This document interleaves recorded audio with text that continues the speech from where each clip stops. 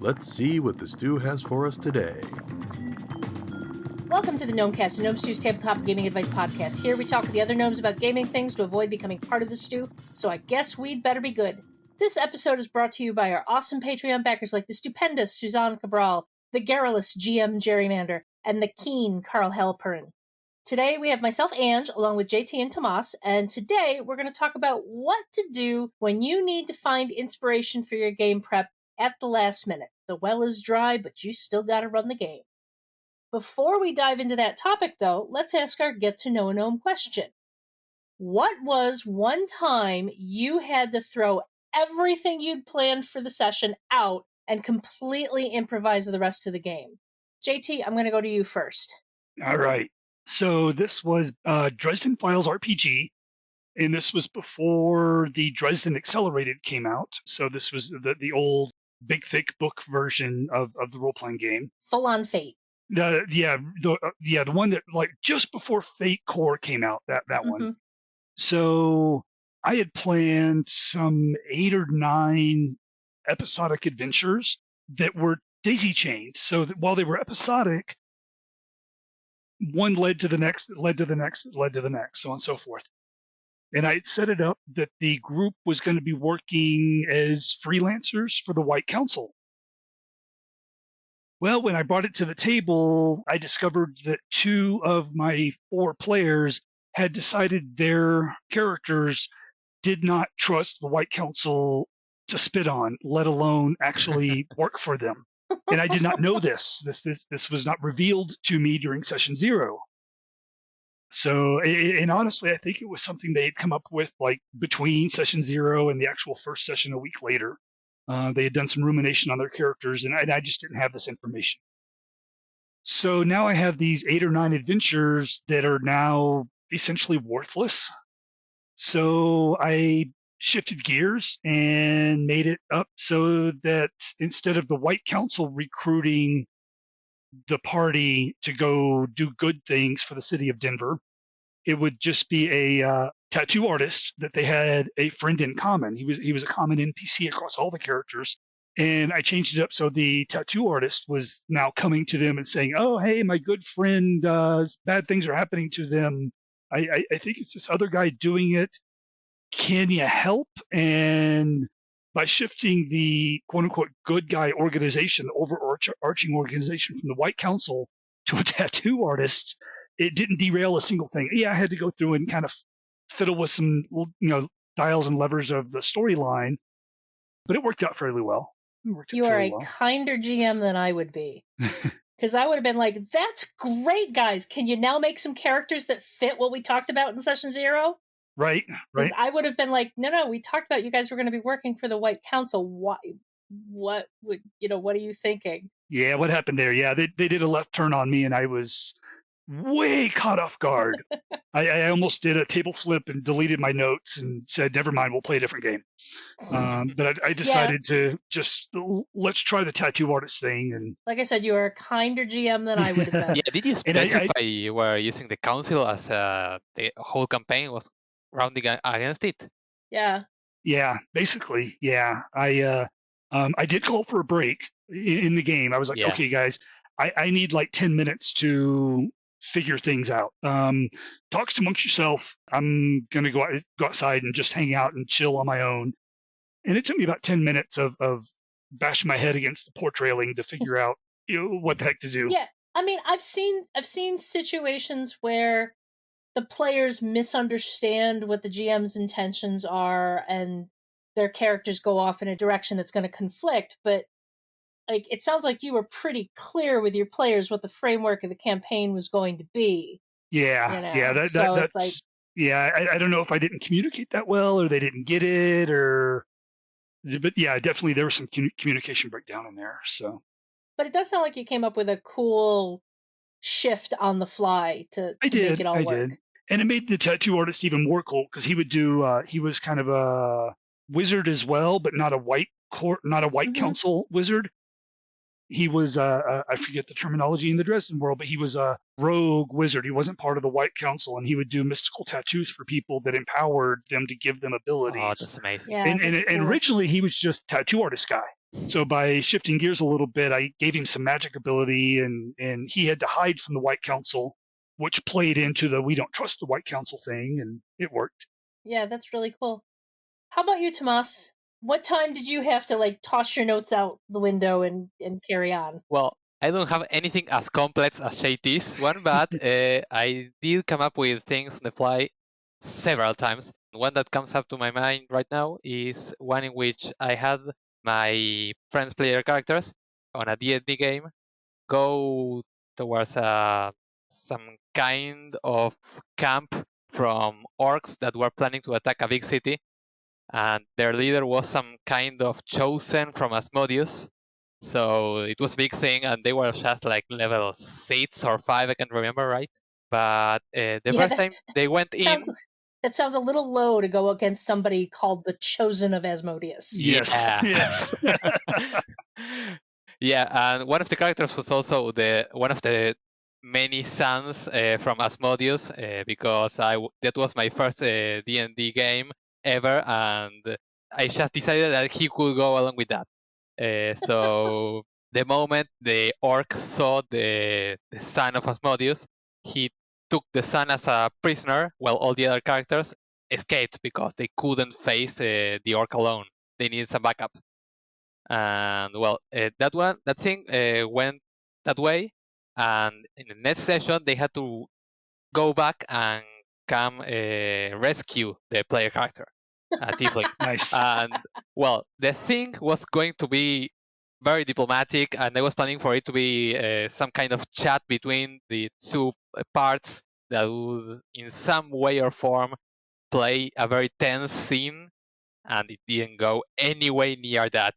Luckily, I do enjoy studying level design, so I came up with some sort of camp on the fly that could be quite interesting for the players at the moment, and they plan some sort of raid towards camp with some NPCs. They have like 3 or 4 NPCs on their side because I'm just crazy that way, and I don't know how I could run that many NPCs. But I had a high wizard hiding on the near forest, like trying to make so they could all communicate telepathically to make some tactical maneuverings. And I had the orc come out while they were doing some kind of ritual with the son of Asmodeus, so they had to rescue the player character fast. And one of the characters just went in, smashed a wall, and another wall, and another wall, and everything went into chaos. Sounds that way. Wow. Yeah, I started going with the rule of cool, and characters went in everywhere. They were making tactical moves and moving the NPCs one way to the other. And in a couple of rounds, everything went extremely weird. They managed to rescue the character, and at that moment, the Chosen of Asmodeus started to summon some kind of fire tornado in the place, and they just backed up. Wow. That's awesome. Yeah, that's the moment that they decided that they needed to stop right there, and well, they backed down a bit, and they decided to do some work for the orcs so they wouldn't die immediately. Because I created some sort of factions that one of the factions were the orcs that work for Asmodeus, and then I have another sort of barbarian tribe that were raiding another side of the continent. So they were in some rivalry, the two sides. So the orcs had the players go face the barbarians. It did go a totally other way some sessions later, but the part that I wanted to focus on for today was all the battle that I had to come up, trying to remember interesting battles from video games that I had to design a whole battleground on the spot, and well, some quick maneuverings and role play going on at the time. I think that's the key when you have to improvise something on the fly is remembering it for later use. Yes. Yes. And the rule of cool saved my life right there because Oh yeah. for my players, it was one of the best sessions ever. And I had to come up with everything on the spot. I was just spitting things out, and well, it ended up like that. So how about you, Ange? How's one of your games gone sideways? Yeah. So for a very long time, my go-to game for conventions was Doctor Who. And I Nice. had a cast of PCs for the players to choose from. And one of these characters was inspired by Captain Jack. It's an ex-time agent. And the write-up for the character says, you decided to settle in, 2010s Las Vegas because you had some key information that will let you make some bank on betting and stuff like Okay, that. nice. But then after a night with a really pretty redhead, or I think a really attractive redhead, because I set the character up to be gender neutral. Like the player could make them whatever gender they wanted. So I said a really Right. attractive redhead. You woke up without your pants, your wallet, or your vortex manipulator. Uh-oh. And it's just a background note in the character to set them up and why they have to stick around with the rest of these characters. And I had this one scenario I would run where it's basically there are time rifts appearing around the city of San Francisco with various things coming through them, and the players have to deal with it, figure out what the source is, and shut it down. And usually the source was like, I'd randomly grab some sort of bad guy from Doctor Who's pantheon of bad guys, and it would be them. But, this one session, the player that was playing the ex-time agent, we'd run into a couple of rifts. They'd had to fight a dinosaur that came out of one rift and, had seen a couple of others. And all of a sudden the player turns to me and they're like, oh, could these rifts be formed by somebody trying to use a vortex manipulator and not understanding how to do it right? And I was like, yes. And suddenly the game turned into them going through one of the rifts back in time to San Francisco during the great earthquake of, I don't remember, 1908, 1912. Yep, you got it. 1908. 1908. Editor Rob here with just a note that it was 1906. They went back to the great earthquake in 1906 to track down the really attractive redhead who was trying to use the vortex manipulator to steal a bunch of gold from a bank that was going to get destroyed in the, in the earthquake. Oh, and amazing. it just that came out of nowhere, and all because of that one player going, oh, could this be because of that? And I'm like, that's way better than anything I have in my notes. So let's go. Nice. Nice. Well, the story steal your players' ideas. Yes. Yes. So let's move on into our main topic. Whether you're a heavy prep GM or a light prep GM, there's always a little bit of footwork that needs to be done to get yourself ready for game night, even if that's just psyching yourself up to run the game. So what happens if your inspiration well is run dry? We decided it would be a good idea to talk about the techniques we gnomes use when even we need a little bit help coming up with some ideas for games. JT, I believe you wrote an article kind of talking about this relatively recently. I did. It came out, I don't know, a few weeks ago, something like that, maybe a month ago. But it's Heisting Your Campaign, which was an intentionally misleading title because it's not about heists at all. It's about heisting ideas from other sources, other media, even other genres, and plucking out those ideas from your pop culture and jamming them into your game. I think one of the examples I used in the article was to take a plot line or a story from one genre and warp it around and twist it up and put it in a different genre. And this idea, I want to give credit to Cinda, I believe. I think on Pandas Talking Games, she came up with this idea.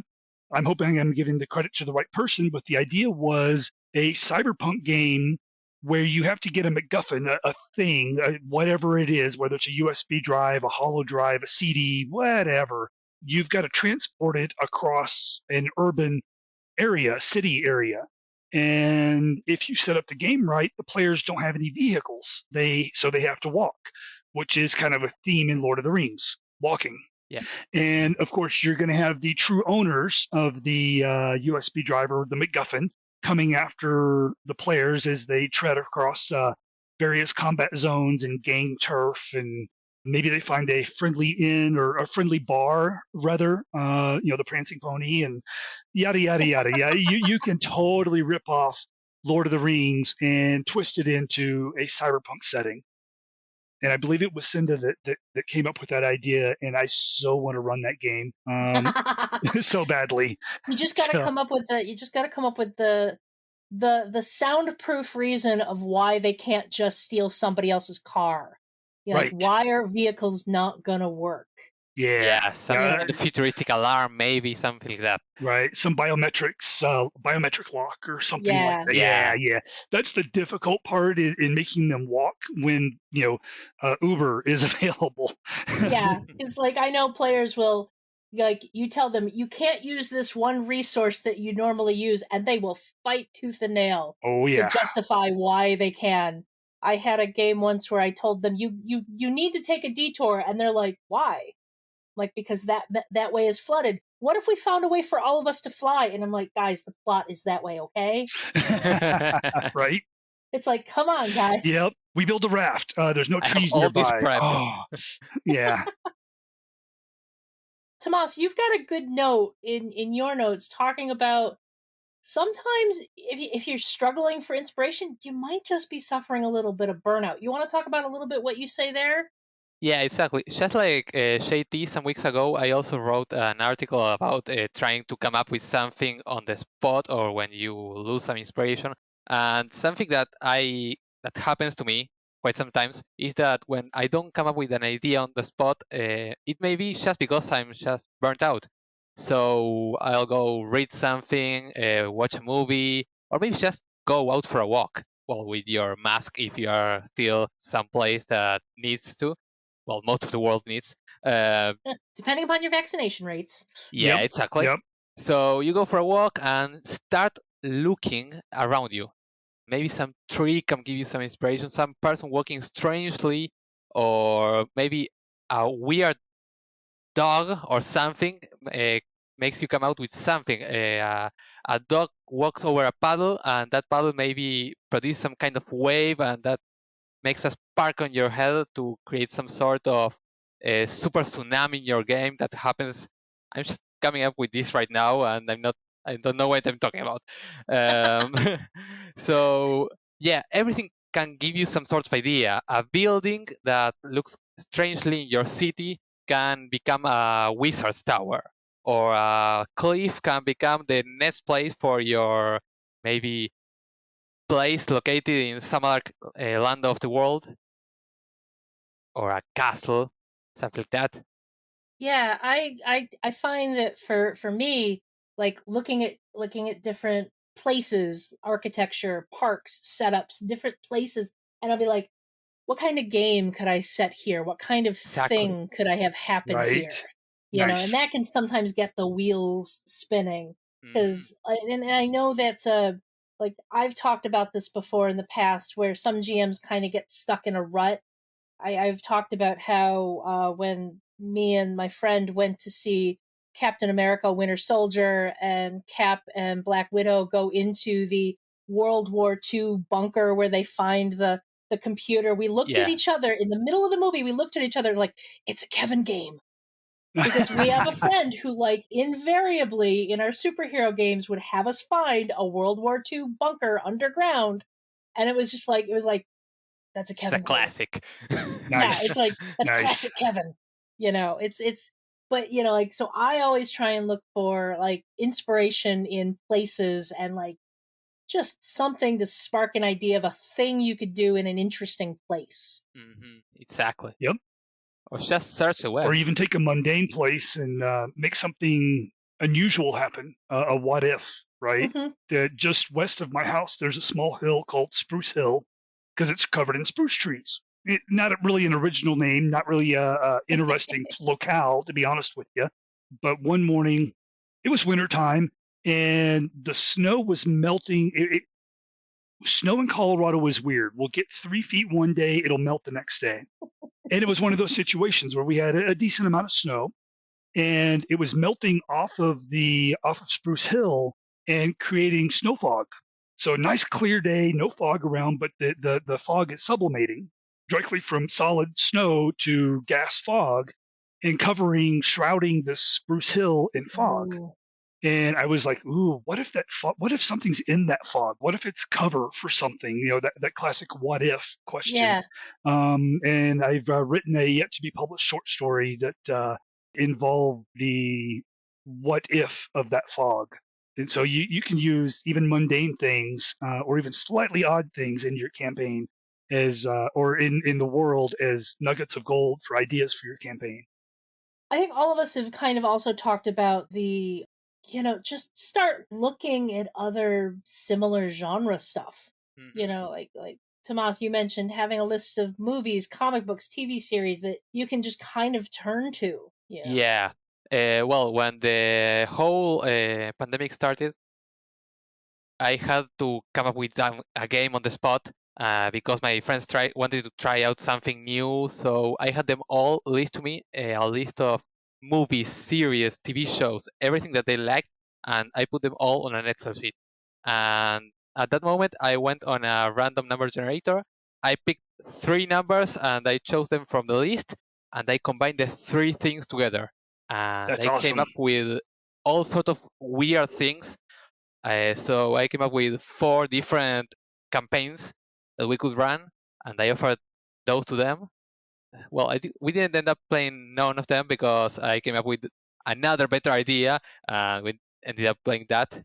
Well, that's a thing that I recommend doing too. Yeah. So you grab some things you like, and then you don't need to combine all of them, but you can go to them and maybe you read I don't know, Pirates of the Caribbean. So you can look at it and say, well, I'm going to grab Jack Sparrow from that movie, and I'm going to go and put it in my game. I suck at acting, so my Jack Sparrow is going to be some other type of character that the players are never going to recognize.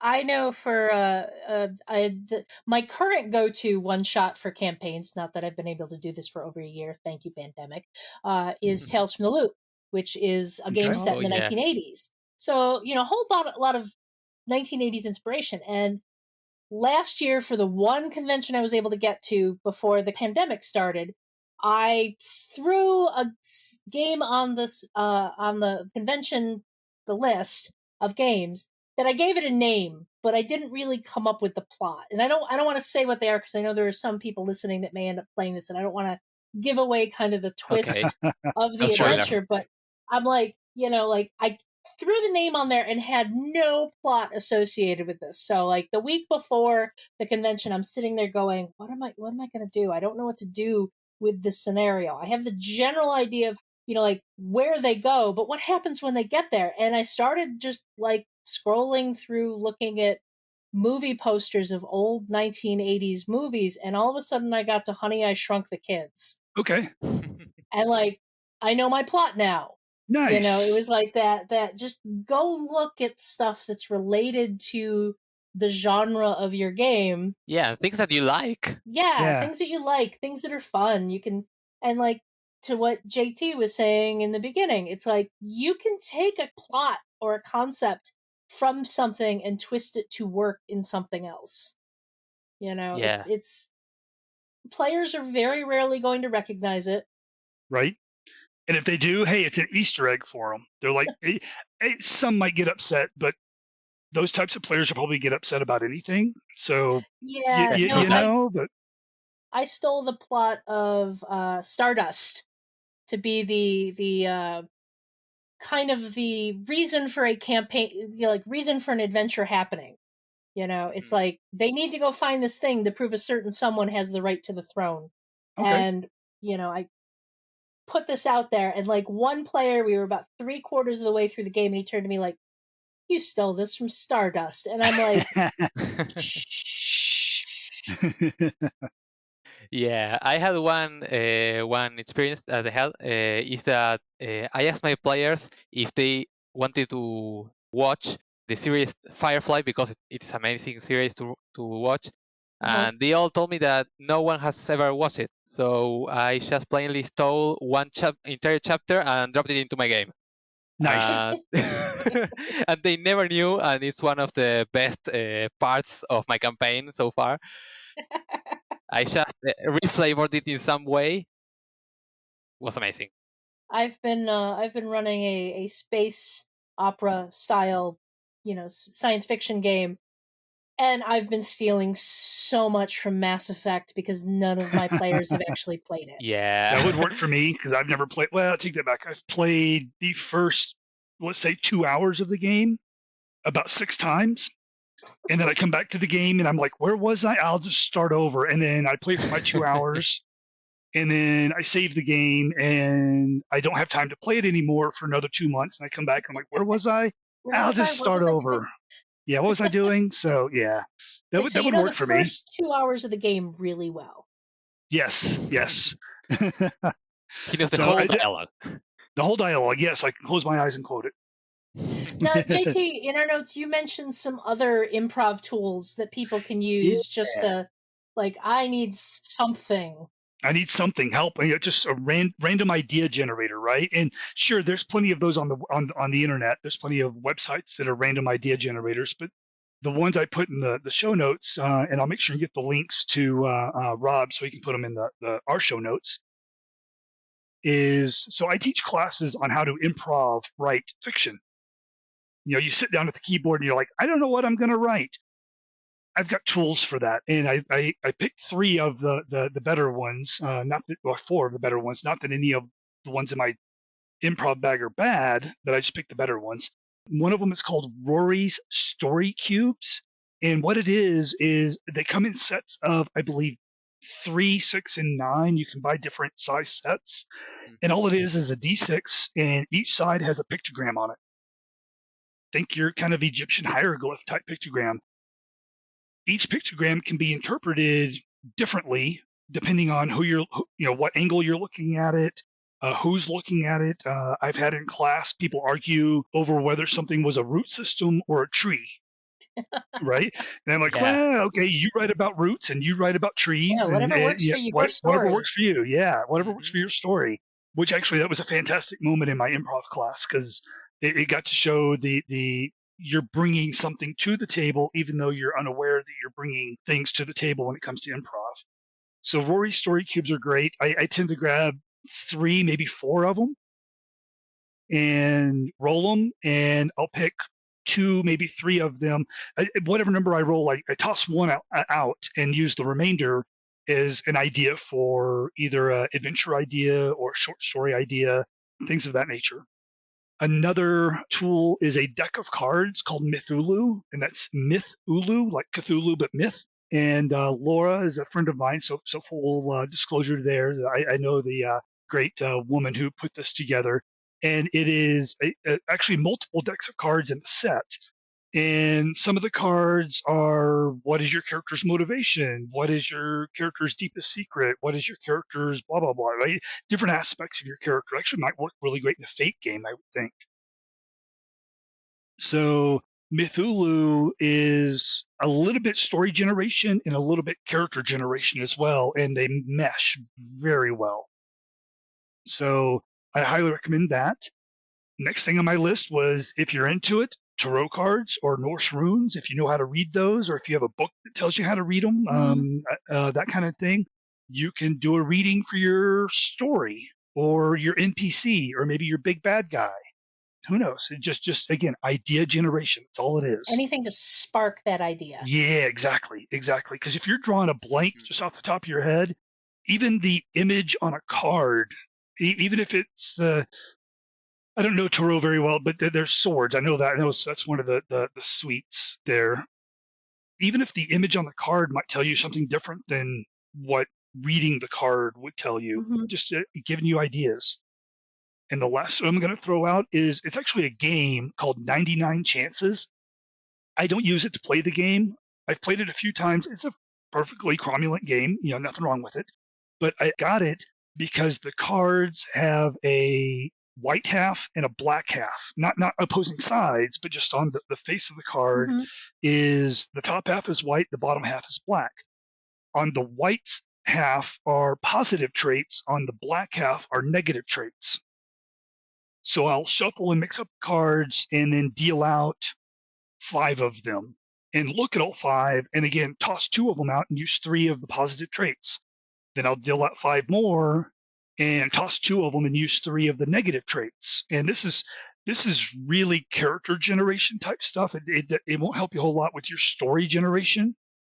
But if you're like, I need a big bad guy or a minion or a lieutenant, and I don't know who they are or what they are, or anything like that, 99 chances will help you out in that aspect.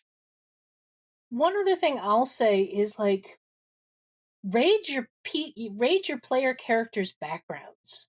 Yes. Like take a look at the stuff your players have put into their characters' backgrounds. Even if they haven't like written a background, you've talked about who they are, where they're from. Shoot the player a couple of questions about their character. Come up with some hooks that can create a story there. Because I was thinking about this, like when I run a Powered by the Apocalypse game at a convention, like Masks or Monster of the Week or something like that. I do not come to the table with a story plan. I wait to see, I make sure the players come up with a reason why their characters are together, and then we make those characters, and then I create the story of what happens based on the characters they've given me for that one shot. Nice. And sometimes it can be absolutely brilliant. I had a character who was, I forget which playbook she was playing in the Monster of the Week, but the idea was is she had been framed for the murder of her family at the age of 6. Now, obviously, as a 6-year-old, she wasn't going to be tried as an adult, but it still put her in child mental health institutions until the age of majority. And one of the other players who was making kind of an older, wiser character when we were making the connections, she, and we decided that she had been framed by a fae who hated her family for some reason. Okay. Okay. Good setup. One of the other characters, when we were coming up with how these characters were connected, she's like, I'm actually her aunt, and I'm the reason the fae hates her family. Ooh. And she that's doesn't great. know. And I'm like, oh, that is so juicy. I like it. I set up a scenario that basically kind of pulled in some of the other characters' interests and stuff like that. But the big bad behind what was happening was that fae. And at the end of the game, she revealed to the younger character, like what had actually happened and why she had suffered so. And that character basically, like, as the fae is laughing off into the darkness, basically turned to her aunt, broke her magical sword, dropped the pieces on the ground, and walked off into the night. Oh, wow. And I'm like, I couldn't Wow. have planned the session better than that. Yeah, really. It's all Really. based on what the characters brought to the table. So never hesitate to, like, raid your characters' backgrounds. Exactly. And to be fair, there's always that player that comes up with a 5 pages essay of their character backstory. So there's a lot to steal from there. And you can steal NPCs, whole events.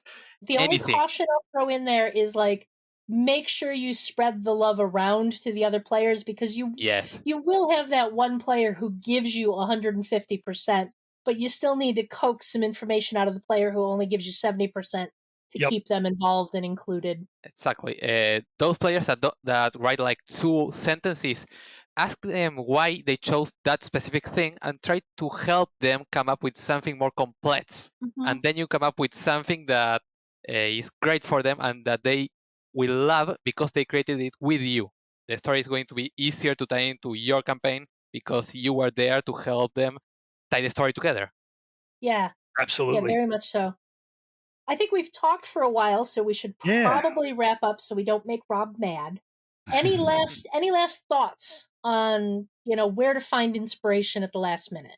I have a tip that something that I use all the time. There's a game called Ironsworn, an RPG. It's free that you can find on the internet. And it has a whole Oracle section that is just a bunch of different tables that are about locations, people's attributes, maybe some shops that they have, and traits. And you just roll on the hundreds tables roll 5 or 6 times for specific things, and you can easily come up with anything. Nice. That game is amazing, so go check it out. Yeah, we'll make sure we include a link in the show notes. So the thing I was going to add in is be honest with your players. If you show up at the game table and you're like, guys, I have no idea. I have no ideas. I'm kind of running dry. Do you mind if we do an improv game where the players drive the plot and the game master is the one in the hot seat improving?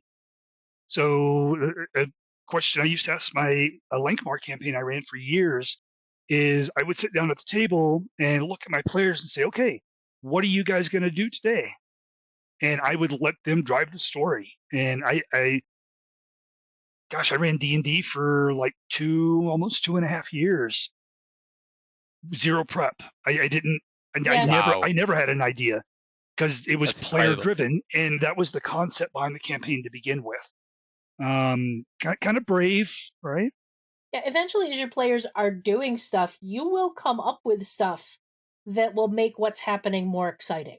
Oh yeah, absolutely. Like a bunch of, raiders suddenly come over the wall, or, the woman they're talking with, her angry lover suddenly shows up with a magic wand full of fireballs. It's like you can come up with stuff to add in and spice things up once the players get things rolling. Yep. Exactly, and if you're not comfortable enough, try doing it for a one-shot. I had an entire one-shot that was all around a jailbreak that I just said, we're doing a jailbreak, and you are the players trying to come out.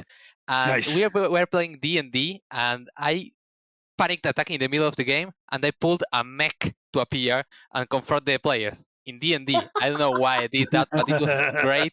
And the ending that it provoked, it was launching rockets and smashing a friendly NPC that you were trying to rescue.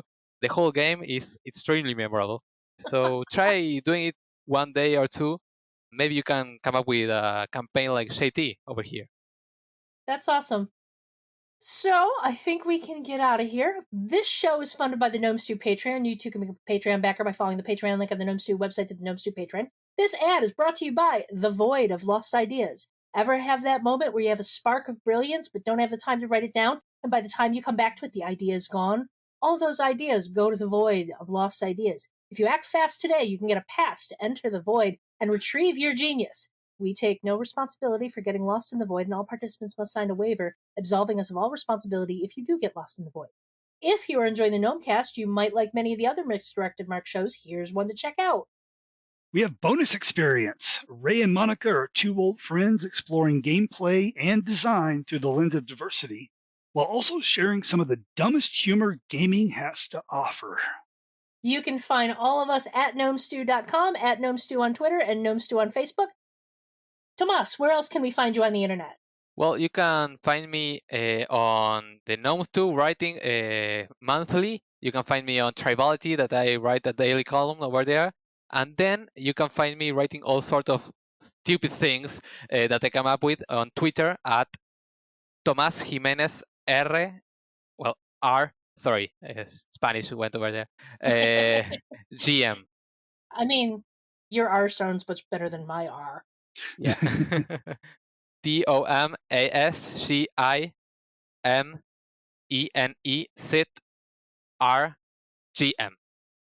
And we'll have that. We'll have links to all of these places in our show notes too. JT, how about you?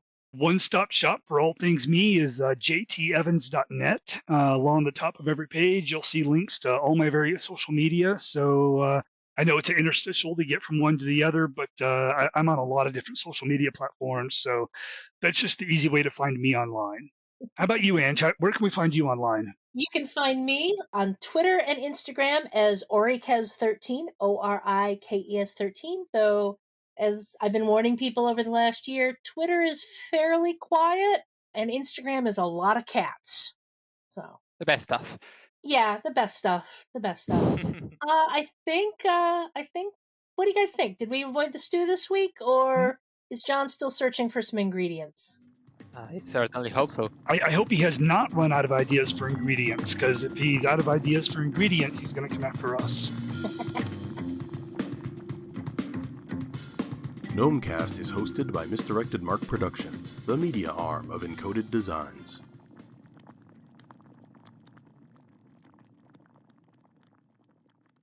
Six.